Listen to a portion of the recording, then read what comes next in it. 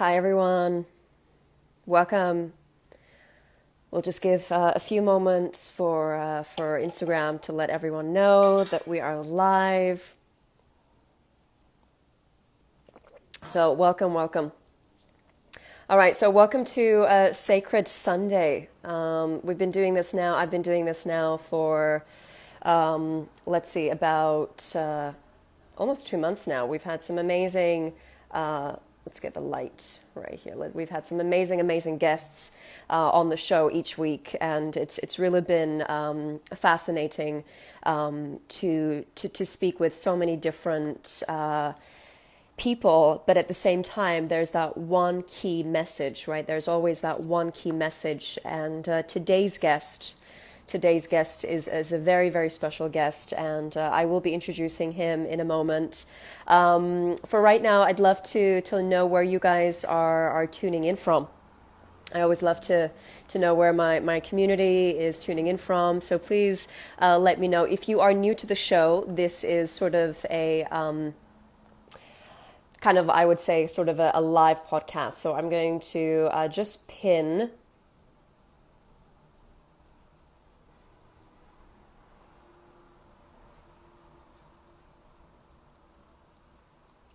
All right, and I'm going to tag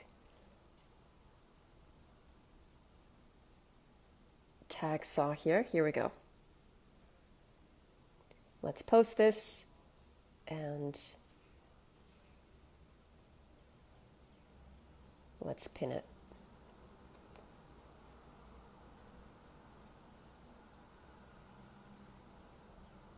Here we go. Okay, perfect. So here we are. We have Detroit. Okay, we have Slovenia. Matea, beautiful to see you. Guatemala. A hop, jump, skip away from Boston, from Denmark. Awesome, you guys. Istanbul. Beautiful. All right. So, Sacred Sunday, for those of you that are joining for the first time, it is a live podcast, I would say.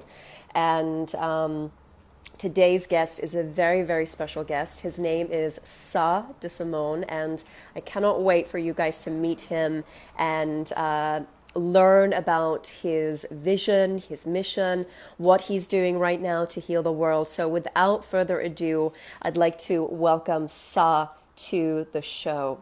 So let me go ahead. Oops. Oh my goodness. How do we get this? Here we go. You guys, Venus in retrograde. Here we go. Venus is in retrograde. You guys know that, right? All right, we're going to try this one more time. So bear with me as I welcome Sah to the show. Should be working now. Okay. All right, let's see. Hi. Sah, hello. Hi, my Hello. love. Oh my Oh goodness. my goodness, it's been such a long time. Well, I always see you online, but I haven't seen you for a very long time. I know you are in Los Angeles now, right? I don't know if it's a permanent move, but you're It no is. longer, it is? Okay, okay, Yeah. awesome. Yeah. You left us, you left New York for LA, which I hear. I did the opposite. I was in LA for too long and then I moved to New York. Yeah. Oh, really? Yeah, I was in Santa Monica for 6 years. Yeah, a long time. Yeah. Okay. Yeah. Welcome to the show, Sa. I'm so excited to have you, and thank you so much for spending today with us. Um, I first met you. I mean, I knew of you, and I first met you when we did our talk at ABC Home, which I believe was about 2 years ago. And I never forget, your just being in your presence. Like you have this, just this incredible, like this pulling presence of grounding. Not only are you so grounding, but at the same time, your energy is so infectious. And I want to talk about that energy. I want to talk about, where you get that energy and how you feel yourself. But before we get into that, I would Yeah. love for you to introduce yourself to everyone here. A little bit about who you are, what you're doing. Tell us about your method. Oh my goodness. Well, hello, first of all, and it's so good to see you and to spend time with you. It's actually kind of like an amazing marker for me to be talking to you about like post New York because I just moved in yesterday to my new place. So I'm literally sitting here in an empty house, straight up, Amazing. straight up. Congratulations. Yeah. So you can hear the echo because there's like nothing here. I got a mattress yesterday and I borrowed a chair and a table for my friend's storage while I still, slowly decorate this place. So yes, left New York after 10 years, almost maybe 11 years, and slowly making home here. Um, how I define myself today, the labels that I use to introduce myself in the world are spiritual teacher, meditation teacher, author, and I guess now like Sah method guide, and so my work revolves around creating, putting out all these courses and stuff online, which has been a huge transition for me Hmm. from having Hmm. worked so much with 101 with people who Hmm. are highly privileged, global celebrities, CEOs, a very small fraction of society. And it's been such an amazing journey to learn, being in the presence of global celebrities who have everything, and then knowing that their Hmm. problems are very similar to people who have very, very little. The Yeah. problems of people who have a lot and who have little, it's just sometimes how decorated the problems are. The suffering is just a little bit more decorated, right? But we all want two things. We all want to be happy and free of suffering. And so the work, like right now, the work that I've done starting in January was to slowly start transitioning my method and my courses and my practices. My philosophies around making spirituality sassy, which I'll talk more about this in a bit. Yes, I love that. Making Yeah. spirituality sassy. I mean, you're just like, every time I watch your videos, I just like, I want to dance. That's right. Because we have this innate ability, we have this innate potential to be joyous. And spirituality doesn't have to look a certain way. I have been conditioned from, living in monasteries, dharma centers, ashrams around India, Nepal, Indonesia, Thailand. And I had become that person that I despised because that was the motto that I had for spirituality. I thought that by being spirituality had to look a certain way. And Yeah. then as I started to really develop my heart, I was like, oh shit, honey, I was so wrong. Yeah. Yeah, it is. It's like you said, we look at spirituality as a way like you have to be really serious or you have to, be a certain way.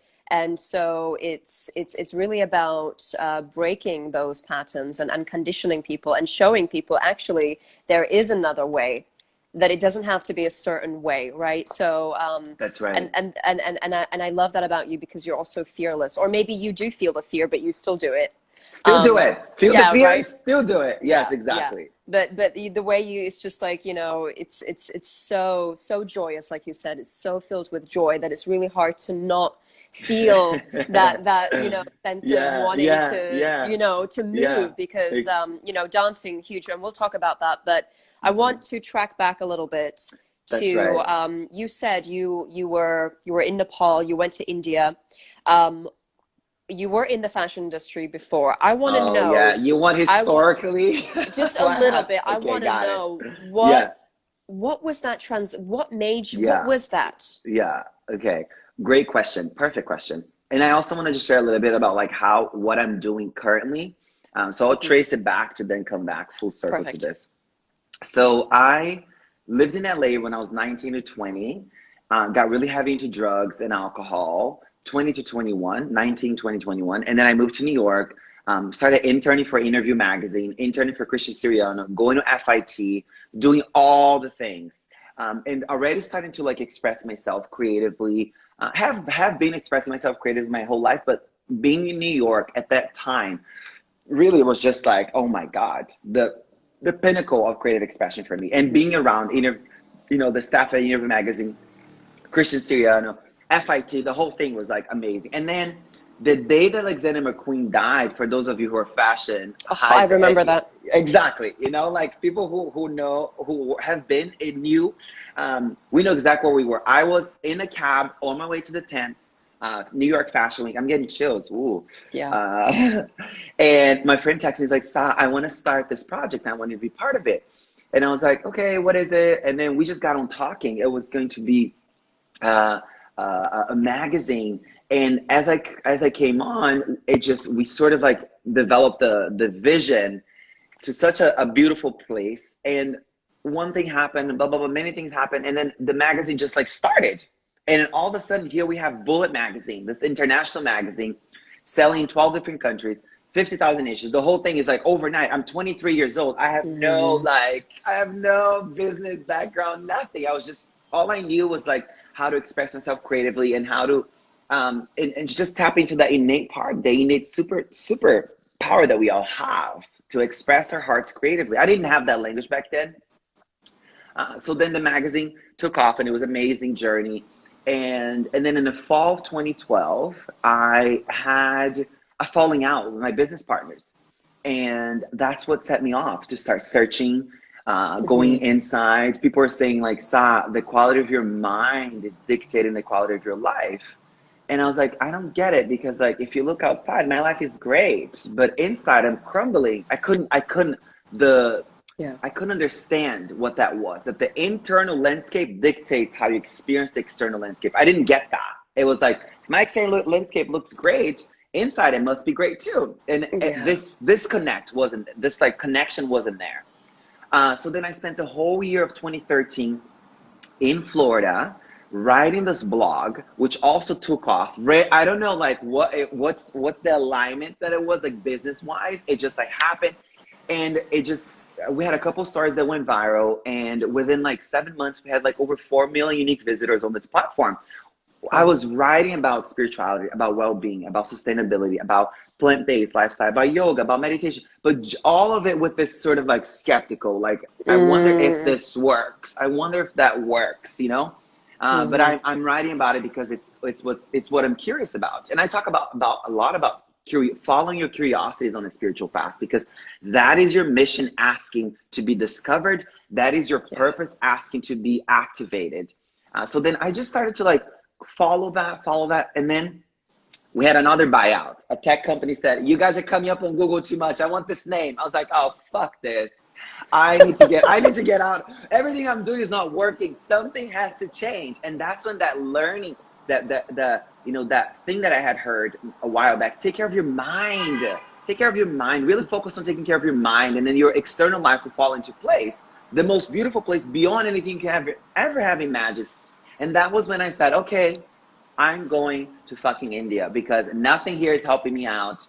And at that point, I had been, like highly active, depressed, anxious person, still smoking, drinking, doing a little bit of this, a little bit of that, but sort of the norm, the New York norm. Oh, you can still smoke and drink and do this and that's totally fine. You can drink every night of the week and you're not an alcoholic. You can smoke twice a day and you're not. You smoke pot twice a day and you're not. You have no addiction problems.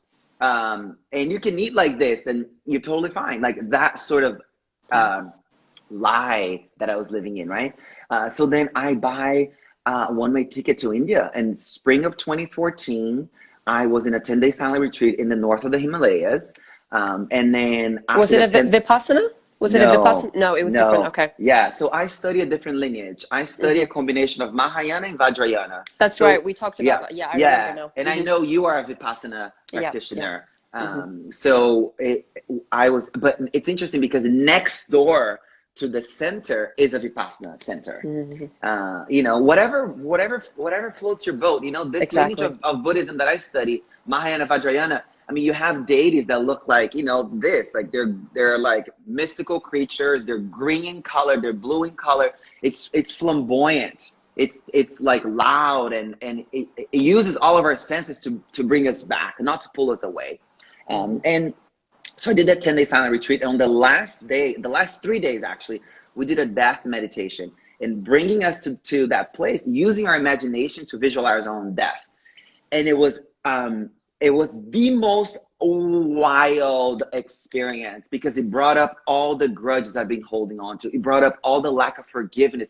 It brought up all the ways that I've been an asshole. It brought up all the ways that people have been assholes to me. It brought up everything. I was like, and physiologically, my love, this is no fucking joke, excuse my language, but 80 people in that retreat, I kid you not, maybe 70 of us were physiologically sick, coughing, fever, because the psychosomatic response of experiencing your own death brought about a physiologically outburst. So that was like a transform. I mean, I'm getting chills. Woo! I'm getting yeah, same actually, as you're talking about God. that. Yeah. So then after that, I was like, there's something here for me. Okay, I got to keep going. And so I was determined. And then 2 days later, there's a talk in the town. The Dalai Lama's going to do a talk. Get your permit. Let's go make it happen. I went on a hike, twisted my ankle, but I said, I can't get out of bed. My ankle's this size, but I'm fucking going to see the Dalai Lama. And no one and nothing stopping me. I dragged my ass there, sit at the temple. He talks about many things. And it was just being in the presence of a saint, of a radical saint. It was one of the things that I was like, oh my God. I wonder how I've made other people feel, because I was so anxious. I mean, of course, no one can make you feel anything, but you could really like pick up on someone when they're really highly calibrated, right? When they're so calibrated, they're so relaxed within themselves that everything they put out into the world is joy, is compassion, is wisdom, is love. So they're part of the solution. I call them an air purifier. You know, I love that. Or a blessing factory. We want to be part of the solution. We want to be a part of the solution. That's what that's what we're trying to do. That's right. So being on his presence, I was like, and he was funny. He made us giggle. It made us laugh. He left us with big questions that weren't like spiritual, really complex questions that left you like with no potential to answer them yourself. He empowered us to be our own. To go within and ask ourselves the questions, because the heart knows. He empowered us to look at the blueprint of freedom that lives right here, right there. So after that, I just made it my vision that I was like, it was purely selfish, right? I know I'm going around here, but I think it's important to give you a little bit of the main pivotal points. Fast forward to the fall of 2014, I did a 30-day meditation retreat in Nepal with Lama Zopa Rinpoche, another radical saint. And I was like, oh my God, this is wild. What's going on? And during that 30-day meditation retreat, that's when I started to actually change my perception of myself, change my perception of my pain, change my perception of my body, change my perception of my mom, of my friends, of the world. Like I started to notice within that 30-day disciplined time of practice that my perceptions could change, that the quality of my mind could change with practice. And I could literally delete guilt and shame and distrust and blame and victimhood from my mindset. And I could actually develop my best qualities. It was actually what the scriptures talked about. But in that short amount of time, the things were like, whoa, I had like entered the garden of my mind. The storms? Yeah, I literally entered into the garden of my mind, and I was like with the gardening tools, like weeding out everything, pulling everything out. Yeah. And I have a within the Sah method, which we'll talk about it, I have a move that's called the gardener for that reason, because I love that. Going take it out from the roots, weeding it out, attaching intention and attention to that place, and with the movement and the breath, magic can happen.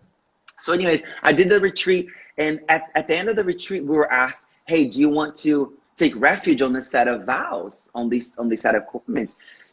And I had so much resistance, honey, so much resistance that the night before I agreed to doing the vows, I had a dream that I committed suicide. Mind you, I have been somebody who has experienced suicidal ideations for maybe 2 years ongoing. This is why I'm so disciplined with what I do. This is why it was like it is. There's not like this is it, you know, for that reason, because once I cleared that pattern out of my mind, nothing else mattered besides helping people to see themselves through a different lens. But I had that dream that I was totally naked and I hung myself. And sorry if this is triggering for people listening, but I can tell you, honey, no trauma is too big that can be healed. And suicidal ideation is just a symptom, does not define who you are. All these thoughts does not define who you are. They're passing by you. They're not you. It's just a fucking cloud. You are the Right. sun, honey. Never forget that. And it's It's just a important to passing talk cloud. about it, Sah. Thank you for sharing that. I Yeah. think it's really important because people feel so alone and so like, am I the only person going? No, you're not alone. It's just Mm-mm. we don't talk about it. We're just like hush hush, like let's not tell anyone. It's like, no, That's right. this is very That's right. normal. So we have to also just keep talking and talking. So thank you for bringing that into the Yeah. space. Yeah, thank you for that, and thank you for easing the grip around such important topics, you know, and really redesigning the stigma that we have around mental health. Hmm. Because Hmm. if you're experiencing depression, anxiety, suicidal ideation, that means your mental health is actually active. That means you're not numb. You know, how amazing is that? That's another Yeah, way to look at this. Um, true. so. This dream happened, and I go the next day, and I'm like, oh Okay, so you're shit, naked. I'm naked. You're I hung okay. myself, and the dream was that I hung myself in this gompa, and I literally wake up the next morning, sweating cold, and I was like, oh my god, is this what's gonna happen? That night, wake up the morning, we have the whole day of practice. That night, we're supposed to take refuge, take these practice, take these vows, make this commitment. So I said, I'm gonna take this fucking commitment. I'm gonna do this motherfucking thing for a year. I'm going to commit to not lying. I'm going to commit to not killing. And it's not killing in the sense, Hmm. non-violence, right? Ahimsa, it's not the way Ahimsa, that, yeah. yeah, it's not the way that we have been conditioned to think. You know, although I don't kill any insects, there's a spider in my house, I'll pick it up, I'll put it outside. No mosquitoes. Like, there is a whole layer, deeper layer to it. But it starts with non-violence with your mind, non-violence with your words, and non-violence with your actions, of course. So I made all these vows, no intoxicants, all this stuff. And then I said, for a year, if I do this for a year, my life completely changes. This is game. Let's go. So and this doesn't end there. This 30-day, it was very big. It was a catalyst for everything. I had an opportunity to meet with the radical saint, the one who was like we were there learning from him. I had an opportunity of meeting with him, and and he said, "You're gonna teach this stuff. So start to purify your mind and purify your speech." I got an empowerment to purification Mm, of speech because you're gonna. I said, "Whatever, honey. If I can get out of the hole that I'm in right now, it's good enough for me." You know, I yeah. was so in that space still. It was so like it's all about my well-being. It's all about my life. And then little did I know that the moment that I literally started to transform my mind and help others, the more I help others, the more I transform my mind, the more I transform my mind, the better I was able to help others. And it was just the most beautiful, sustainable cycle. Fast forward to here, you know, it like the rest is history, right? What you can do once you really recalibrate your nervous system, energize your body, transform your mindset, and open your heart. Life can be really an experience like no other. We can literally the ordinary becomes extraordinary. You're Mm, doing the simplest things, and there is extreme beauty. You slip into presence as you're washing dishes. It's like there is such a different way of going about. This does not mean that I still don't wake up feeling crunchy. You know, woke up today feeling crunchy, honey. Went for a run, at least for a 3 mile run before getting on here to talk to you. yeah. Um, but what it is now I have the tools, and I Hmm. know to not be the victim to my circumstance. I know to not overly identify with the passing waves. That is Hmm. the most beautiful thing. I know how to be with the experience, is not become it. This is the nectar of years of practice. I hope that answers your question. Yes. Wow. Yeah. So good, Saw. No, I totally resonate with that. I think it's like the removal of the veil, the removal of Maya, isn't it? Because we see so differently our realities because of our own experiences, and with these methods, especially when you're in deep meditation. And deep contemplation, it's like you get to see life in a different way. The life is still the same. It's just that you've changed your frequency. And like you said, it's all about the tools. So the more tools that we have, the more we can, pick, okay, you know what? Oh, there's the anger again, or there's the rage again. There's me like Mhm. shutting down again. Okay, I've got this tool. Maybe I come back to my breath. Maybe I apologize. Maybe I go for a run, right? Whatever it is. So it, That's it right. really is that responsibility. And that's something that Mm. I'm also trying to really spread is like take ownership of your life. take ownership of what's happening instead of, being that victim mindset. Poor That's me, right. poor me. Mm-hmm. No, it doesn't have to be that way. Mm-hmm. You can transform that. So tell Mm-hmm. us a little bit about the SAW method, how you That's right. transform those emotions with dance. You call it dance medicine. Tell us a That's little bit right. about what that means. Yeah. And so, and this question leads to just sort of roundabout of what I've transformed in doing one-on-one work to creating this online platform called My Healing Ally, which is a Spiritually Sassy membership that on there I have access to courses, meditations, the Sah method twice a month, and a Q&A with me where members get an opportunity to ask questions. And it all started because I launched this one course and then 6,000 people did it. And I was like, oh shit, there's really like a place for this stuff. I can really translate these high teachings in a really simple and sassy way, honey. And people are interested in that. They Of want to course. learn from a different perspective. They want people that they Mm-hmm. can relate to. It's you. It's people like us that are really transforming these high teachings in a really accessible, simple manner. So fast forward to this January, I launched the membership I launched in April. But the first course I launched in January, things are taking off. We're all going everywhere. At this point, I have only been doing talks and doing one-on-one work. And I have been dancing for my own. I have been doing the intentional dance practice for myself. It was just me with myself. I started to call dance medicine. I started to say, I'm dancing it's a prayer practice. I started to Mm-hmm. say, it's a purification practice. Little did I know that the right people are watching because they always are. Deepak Chopra's team said, honey, I want that thing you're doing on Instagram. I want you to teach at our retreat. I said, oh my God, I've been looking up to Deepak as an icon within the spiritual Yeah. space, as a legend.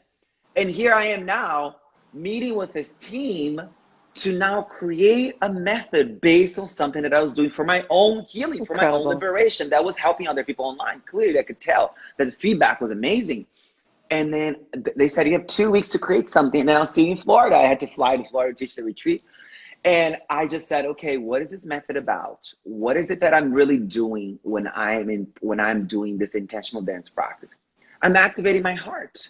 I'm activating the part of me that's already awakened. I'm activating the part of me that is already always at ease, always joyous, compassionate, loving, always there. No matter, it's always available to us, no matter what kind of passing cloud we have, the mega boss, fire blast of sun energy, that's what we're activating in this dance practice. So I said, okay, here's what I'm going to do. I'm going to base it on the Brahma Viharas. The Brahma Viharas are the four main qualities that the historical Buddha observed for all to have, for us all to have. These are unwavering, unchanging, not circumstantial. These qualities exist within us right here. They exist because you Mm-hmm. exist. And they are love, compassion, wisdom, and joy. I mean, the literature calls wisdom equanimity. The literature calls, Equanimity, right? Yeah. yeah, the literature calls the words a little bit different, but I find that my translation of the words work better for me and then Mm-hmm. works better for my students and my audience. And of course, when I'm talking about wisdom, I'm talking about the psychological stability, which is equanimity. Mm-hmm. I speak about that. But the word wisdom is a lot easier. Equanimity, people are like, what the fuck does that mean? I like the sound of it. Right. Equanimity, what's up, girl? It's like they think it's like someone's exotic dog name or some shit, Oh my goodness. You Yeah. know what I mean? So I was like, okay, there's these four qualities. What are the four main practices that support my awakening? Meditation, breath work, mantra, and dance. So I combine the four qualities with the corresponding four methods, four practices. So during the method, we're dancing to compassion, love, joy, and wisdom. And in a method, we're combining meditation, dance, breath work, and mantra. That's what the Sah method is about. And the Sah method comes from the initial pull was to literally reawaken an innate quality that I've been seeing in all of my teachers. And I recognize that we all have, but a lot of us have lost touch with that nectar. Playfulness, Mm, humor, huge. and playfulness, light-heartedness about life. It's a non-sticky quality. That's what the awakened heart gives you. And I was like, oh, that's what this practice gives me. Literally, woke up feeling crunchy, and then I felt great again, and I felt crunchy again, I felt great again. The passing waves of just waking up in the morning, going through all the emotions, and then I did a little bit of a dance, went for a run. Here I am in the high vision again, So that's what the Sah method is about. It's really it's yeah, it's a of course an experiential, and I want to do it. I know you did one yesterday. Didn't you do a I one did on one Zoom? yesterday. I Yeah, missed yeah, one because I yeah. was doing something else, but I was like, gosh, I wish I was there, and I could feel your energy, and it really sounds like this, you know, like you mentioned, this psychosomatic experience, aren't you? That's You're right. selling, That's right. you're changing your cellular level. I mean, just by dance alone, I mean, the endorphins and the hormones that changes, like That's it's right. radical. It's radical, and I think you are honestly, I will say the only person that I have really come across, and I've come across a lot of people who is really determined to bring playfulness into spirituality. And for that, I want to thank you because we do need that. I truly want to thank you. It's funny because so my partner and I, we have notes on the wall, and we have things that we really need to do all the time, Uh, and humor is one of them. It's on the top. Humor, humor, humor. yeah, that is It's a so good. lifesaver. It's a Hmm. lifesaver. Just That's being more true. playful and humorous. So It's a yeah. necessary tool.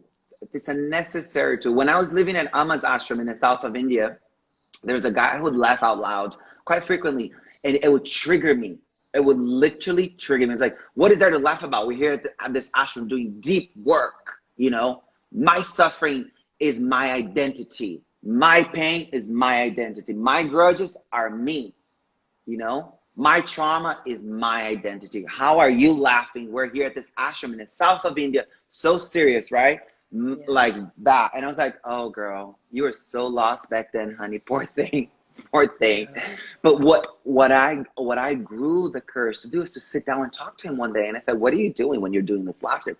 I didn't have I didn't speak to him from a kind heart. I spoke to him with this mindset of still licking vicious energy of judgment, of criticism. But what he Mm. did for me, he has no idea because I haven't seen him in years.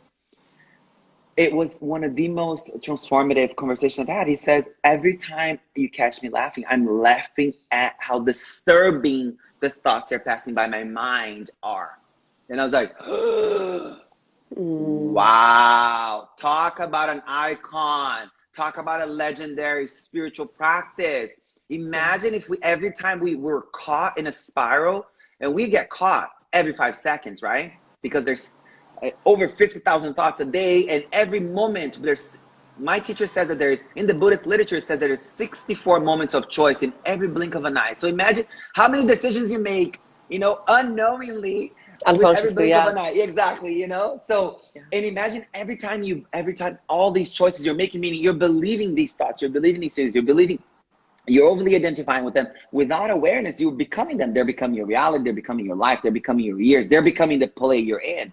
So with the laughter, with the humor, with the breath, with meditation, with the dance, you're literally dissolving the grip. You're decolonizing your mind. You're unshackling yourself from You're these. excavating. That's right. That's right. So when he said that, I was like, oh my God, that's a legendary practice. So I have made a commitment to laugh out loud every single day, no matter what. And I literally, what I'm going to do after this, on my run, I was thinking about like, it's about creating, redesign your relationship with places in your home. Like your mirror in your bathroom should be a place that is a reflection of your most awakened self.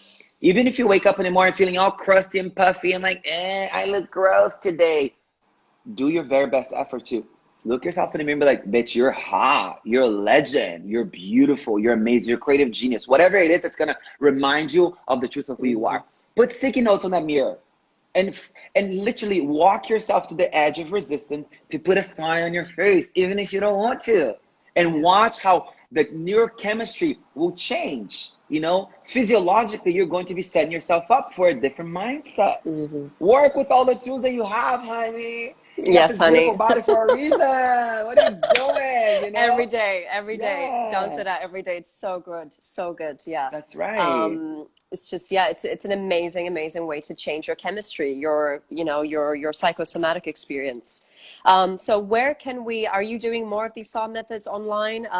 Yes. Are you, okay. So when's the next one?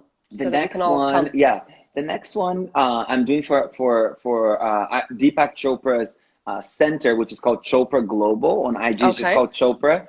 on Friday. I'm doing one, and that's just a 30-minute version.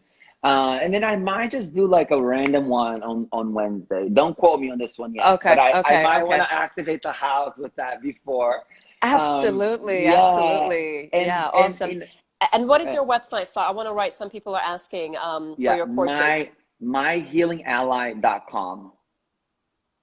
Myhealingally.com. Is Ally two L's? Ally to else, yes. Just making sure. Okay, My I think Healing so Ally. too. Yeah, we're not native English speakers, right? I'm not. Correct. Yeah, English is my my second Second language. language. Yeah, that's right. So for me too, I'm like ally. Is it the ally or it's ally? It's ally. How do you? Yeah, What's the difference? yeah. I don't know. So Uh, you're from Brazil, is that that's right? right. You're from Brazil, and Yeah, did you immigrate to America? I did when I was Yeah, 16. when Yeah. you're What about 16. Yeah, you? yeah. Yeah. When did So you move here? I'm from Turkey, and I immigrated to England when I was 5. Oh my Yeah, gosh. uh-huh. And I Okay. lived there until I was 20. My parents still lived there, and then I moved to the States at 20. So 15 years I've been in the States. Long Okay. And time. you moved initially to Yeah. California. Yeah, I went straight to LA. Okay. It was a time of my life where I wanted to get far away as possible. I was like, where's the farthest place I can go? Yeah. And you know, I was in the fashion industry too, so I was like, you know, all LA and all that stuff. So moved to LA. LA became too sunny for me, so I was like, nope, coming to New York. That's But right. yeah, That's same, right. same, Yeah. same. Oh my Okay, all God. right. So we've got your website there. All right, perfect. Yeah. It might Great. be L-A-L-L. I mean, guys, it's My My healing. Healing I will. Ally. Yeah, Yeah. I'll write. Yeah. Yeah, I think Ally is myhealingally.com. yeah. I think Ally might be Alley. I don't know. But you guys know it's My Healing Ally. If you put on Google Sah D'Simone, honey, you get the tools. You get, or Yes, just just visit my IG. All the links are in the bio, boo. You got it. exactly, We're making it exactly. easy for you, Links in honey. bio. Yes. Sa, I want to Uh, ask you if you had maybe a top tip. Okay, and I'm sure you get this question a lot from people, like, where do I even start? What do I even do? From your experience and everything that you've moved through yourself, is you know, where could people really start to really heal themselves, to really look at themselves? What would be the best thing? Would it be meditation? Would it be movement? Would it be dance? Like how? Because there's so much, and I think that stops people, doesn't it? It's like, this is too overwhelming. I don't know who I'm going to study with, what I'm going to that's do. right. What That's would you right. say to these people? That's right. That's an amazing question. And it is the question that I get every single interview. They always end with something like, "Oh, that's all wonderful, but what's one thing that we could start with right now?" And I say it over and over again, the same thing. People think I'm going to say meditation, or they think I'm going to say dance, but I always say, and they're like, "Oh, it's going to be a mantra or read this book." No, the breath. Redesign the way you breathe. Intentional breathing is the foundation for you to create a working space in your mind. Yeah. There's no way for you to look at your traumas without you having a nervous system that's not fully activated. Every time you that memory resurfaces your mind. There's no way to make peace with the past without having access to a breathing rhythm that is 4 to 6 times per minute, not 12 to 16 times. Everyone who's ordinarily experiencing depression, anxiety is breathing anywhere from 12 to Yeah. 16 times per minute. You know all this. You're an expert in the Yoga Sutras and the body, the biological aspects of this. But what I know to be truth, not only from study with neuroscientists and psychiatrists, is that the first layer of the breath, the clavicular area, right up here. You tell somebody who's traumatized, Yeah. who hasn't started the transformation, take a deep breath in. They give you this. They breathe up here, and I'm like, boo! You're only activating one part of your Yeah. lung. This part of your lung is not releasing the hook; it's activating more of the hook. It's making the hook solid. So what you need to do, honey, is relearn how to breathe. There's many tools for you to do this. In my spiritual library, which is on the links in bio or part of the membership, this meditation is called vagal toning. The vagal Mm, toning meditation yeah. is a practice that strengthens the largest nerve bundle in the human body. This nerve bundle when it's strong, it is seen as a physiological marker of well-being in humans. Some scientists actually call it the love nerve. And how you're doing this breathing, how you're doing this breath, you're breathing in for a count of 4, you're pausing for 1, 2, and you're breathing out for a count of 4, and you're pausing for 1, 2. So it's 4 in, pause, 4 out, pause. Or you can do the box breath. Everybody knows 4, 4, 4, 4. Or there's a variety of this, but a variety of different breathing techniques. But instead of you doing the initial Kapalbhati or a lot of the things that I see a lot of people doing, this like super fire breath right away. I see people doing that when they have been highly traumatized, and I think that is you shouldn't bring more fire to the fire. I say cooling first, and then the fire, right? So the breath. I always say the breath. There's a simple way for you to trick yourself into breathing to the deeper parts of your lung, and it's breathing sipping the breath into the mouth, like holding 1, 2, and then out through the nose. That's a nice cooling breath. Yeah. This way to switch, you all of a sudden you're like, oh shit, I can breathe to the deepest parts of my lung. I can actually expand my belly as you breathe in, So I always talk about the breath, honey. The breath is the foundation. Once you have access to the breath, then you can actually have access to a more relaxed nervous system. Then you have access to a mind that's less agitated. Then you can like open up the Pandora's box of all the shit that you have to work through, Right. With the breath, gives you foundation for the work. Breath is the boss. Say it. Also, the exhale. So I've been trained in a way that I've learned that the exhale is actually the key, because the exhale is what stimulates the parasympathetic nervous system. So people often, when they're not breathing consciously, and, I think, all of us, we're not taught how to breathe. No one says this is the way we just and so with what we go through, whether it's anxiety, depression, or moments of, panic attack, where we're triggered in that moment, it's just, breathe, but also paying attention to that exhale, knowing that that's actually turning on that parasympathetic nervous system. If you're in the stress mode, there's no compassion there. There's no light there. There's no love there. Nothing. You have no access to wisdom. Yeah. No. And wisdom, I think also, wisdom is just, our healed pain, isn't it? Like I love turn that. Back. Wisdom is our healed pain. Yeah, that's beautiful. You should slay that, honey. That's a good one. Yeah. I mean, because it does take us to stop intellectualizing healing, to turn it into an experiential place within the heart. That transition from knowledge into the heart, into that place within us that's completely awake, that is like heart wisdom. That is when like no one or nothing can take you away from what you came here to do. And then that's when you can look at your pain and your traumas and your traumatic memories, and know when is enough, And I say this to people all the time. It's like, oh, I have nothing to work on, and maybe my life is okay, or I'm constantly like medicating myself with all these little things, and you're distracting yourself from your suffering, and then I ask people, do you get bored often? Can you sit still? Are you able to observe your impulses? I ask questions that they haven't been asked before.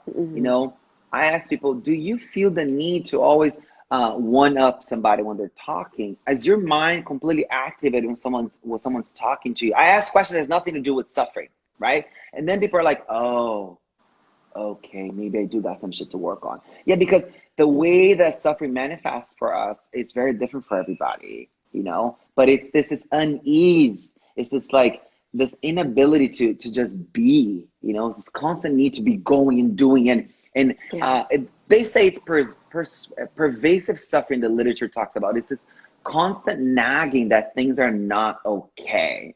That's like a baseline to our experience. So when you said that, that's what came up for me. It's like, look at that. Look at this inability to just be. Look how often you have to be distracting yourself. Look how often you have to be entertaining yourself. Look how often you can never be alone. Do you always have to walk with a podcast in your ear? Do you always have to walk with music? Do you always have to eat with the TV on? Do you always have to read a book with the music playing? Can you ever do one thing? And I say this to people all the time, especially a lot of my students are high overachievers. These incredible people making a lot of big things in the world. I'm so happy for them. And it comes down to that. can you do one motherfucking thing? Just one thing, and do it so well. You know, that is meditation in itself. We're meditating constantly, but the thing about it is the quality of the practice is disturbed because what you're focusing on. You know, a lot of people are focusing on porn, they're focusing on trash TV, they're focusing on gossip, they're focusing on whatever the fuck is going on, but they're not focusing on the things that are gonna dissolve the suffering and amplify the good. You know, Yeah. even the word Buddha, I love some people translate it as Buddha. The first part The of the word, Buddha. yeah, the Buddha, exactly. It's like eradicating the unwholesome states of mind and developing the wholesome, the virtuous, the innate qualities. I love that translation to this word, Oh, you that's know? beautiful. Yeah. Really So, beautiful. I mean, honey, guys, going back to what you're saying about like the breath, there's so many ways to do this, you know? There's so many ways to, don't feel, don't ever feel like no trauma is too big that can be healed. And I've said this before, and I scream this out all the time, you know? Yes, yes, yes, yes. And also, you know, trauma, it doesn't have to also be this huge thing, because we also, I feel like we normalize trauma, don't we? Because we could have a traumatic experience. You know, who says that, you know, my trauma is, you know, worse than yours, or we're trying to fight about our traumas, or like, well, That's right. my life is more, it sucks more than yours. And how do you know? How do you That's right. know? That's And I right. think people are stuck in this vision of seeing, you know, this person's doing that or this person's doing that, but no one knows what you're moving through in your heart. So the more That's we right. talk about it, the more we share, especially as teachers and guides, because we're actually learning even more with our students. I always say, you know, my students are my greatest teachers because I learn from them so much. That's right. And yes, to start a conversation, and to start conversations that are hard to talk about, because then you see who's going to stay and who's going to bounce. That's right. That's right. And you're talking about like who's gonna say who's gonna boss. You're talking about like a spiritual community, the sangha as well, right? Absolutely, yeah, Sangha, I think Accountability. Yeah. huge, yeah, accountability, yeah, and community and sharing. I think also that's what's missing, because we're either, you know, binging on TV, or we're trying to numb something else out, or, you know, finding Hmm. that community that you resonate with, I think is huge. Huge. Especially as you change. Like, that's what I found in my practice, is the more I change, it's like, you know, the people that I used to have around me, it's very hard, because they're no longer, they're in a different consciousness. And That's I right. can't seem to That's sort right. of, It just doesn't connect. And I wanna offer a little story that it was so remarkable for me to hear. The historical Buddha, one of his main disciples, Ananda, right? The one who had the perfect mind, the perfect memory, who like memorized all the scriptures and put it in, passed it on. It exists because of his perfect memory, right? Some people would dare to say that, and I believe it. And so he said, he asked the Buddha, he's like, hey, when I'm going out to get food, you know, I'm going with my friends. When I'm studying with my friends, you know, after we finish our practice, we talk about it. And, you know, I feel like, and he asked the Buddha, he's like, Buddha, is the Sangha, the spiritual community, the friends, like half of the path? Do you think it's half of the path? The Buddha just like in a moment, you know, closed his eyes and just brought a gentle smile to his face. You know, the Buddha smile. And then in that moment, Ananda sort of like, this is me paraphrase, it's how I tell the stories to my students. It's more relatable to the modern world. And Ananda in that moment spirals like, oh, fuck, I fucked this up. I said something wrong. I shouldn't have said that. Oh my God, fuck, I'm supposed to be this big enlightened teacher, a student, and I said something wrong. And it all happened in a split of a second, right? And the Buddha opened his eyes and said, Ananda, the Sangha is the whole path. And I was like, oh, honey, ooh, oh, that is good. And I was like, that is so mm, necessary. We forget that a lot of our trauma, a lot of our pain comes in relation to others, comes in relation to everything. We're in relationship to everything. Relationship to our thoughts, to our emotions, to our memories, to this house, to the person that's walking by my house, to my parents. Everything is relation. It's in relation that we create pain. It's also in relation that we can heal. So noticing that piece, I think the teaching goes much deeper than just saying community is the path. I think he's speaking about the relation, learning to develop a relation, learning to heal relationships in every scale, subtle mm, ones, transpersonal, interpersonal, all aspects of it. And again, goes back to actualizing the path in community. And why I study Buddhist Tantra, why I study the combination of Mahayana, Vajrayana, because the teachers and the scriptures always saying, get up the monastery, off the cave, into the streets. It's always about that. From the cave onto the streets. You've actualized something, go share it. It is not sharing with this like, put it on a megaphone, hear me out. It's no, you're sharing by existing as it, you know? You sharing by entering into the coffee shop and not judging, oh, I don't like her, oh, I don't like him, oh, he smells, I don't like her, I don't like this, I don't know. How unconsciously we're completely being like a critical factory with every step of the way. You're living as is, as the teacher embodying the teaching. When you walk into a coffee shop or into a whatever it is that you're doing, then you can literally whisper a blessing to every person in that room. May you be happy. May you be happy. May you be happy. May you be happy. And notice when that becomes your default, honey, oh my God, you're giving yourself a blessing every time you bless somebody else. It's quite magical. And science proves that. You know, the mystics have been talking about this for thousands of years. Science in the last few decades have been like, yeah, honey, blessings, really, you're blessing yourself, you know? Yeah. Oh, it's so powerful, Sah. What a beautiful way to see all that sharing just by existing. Really, really powerful. So powerful. Sah, Yes. I want to thank you for being here and spending, your precious day with us. You just moved in, and thank you for existing. And thank you for putting so much laughter in our lives and so much possibility. I cannot wait to join you for the Sah method. I'm ready to dance Yes. and take that Yes. medicine in. Yes. And guys, please follow Sah. You can, on the top left-hand corner, you can see his name. Just go. All the links to his stuff is on there.